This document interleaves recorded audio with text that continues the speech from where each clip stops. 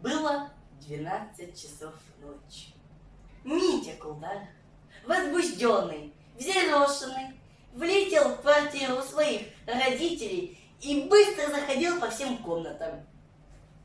Родители уже ложились спать. Сестра лежала в постели и дочитывала последнюю страничку романа. Братья-гимназисты спали. «Откуда ты?» – удивились родители. «Что с тобой?» «Ох, не спрашивайте, я никак не ожидал. Нет, я никак не ожидал. Это даже невероятно!» Митя захохотал и сел в кресло, будучи не в силах держаться на ногах от счастья. «Это невероятно! Вы не можете себе представить! Вы поглядите!» Сестра спрыгнула с постели и, накинув одеяло, подошла к брату. Гимназисты проснулись. «Что с тобой? На тебе лица нет!» «Да я от радости, мамаша! Ведь теперь меня знает вся Россия! Вся Рачаковы! Они знали, что на этом свете существует коллеж-регистратор Дмитрий Кулдаров. А теперь вся Россия знает об этом! Мамаша!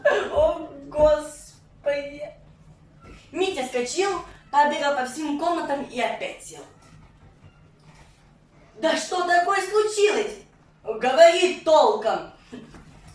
«Вы живете как дикие звери, газет не читаете, не обращаете никакого внимания на гласность, а в газетах так много замечательного. Ежели что случится, сейчас все известно, ничего не укроется. Мамаша, Господи, как я счастлив! Ведь только про знаменитых людей в газетах печатают, а тут взяли, да про меня напечатали. Что ты? Где?» Папаша побледнел. Мамаша взглянула на образ и перекрестилась. Гимназисты вскочили и, как были в одних коротких ночных сорочках, так и подошли к своему старшему брату. «Да, про меня напечатали. Теперь обо мне вся Россия знает.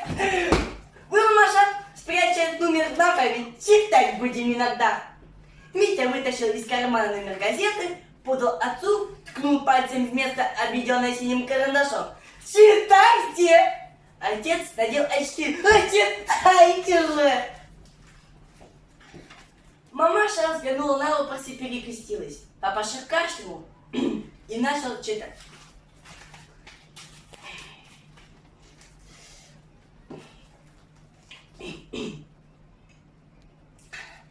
29 декабря в 11 часов вечера коллеж-регистратор Дмитрий Кулдаров.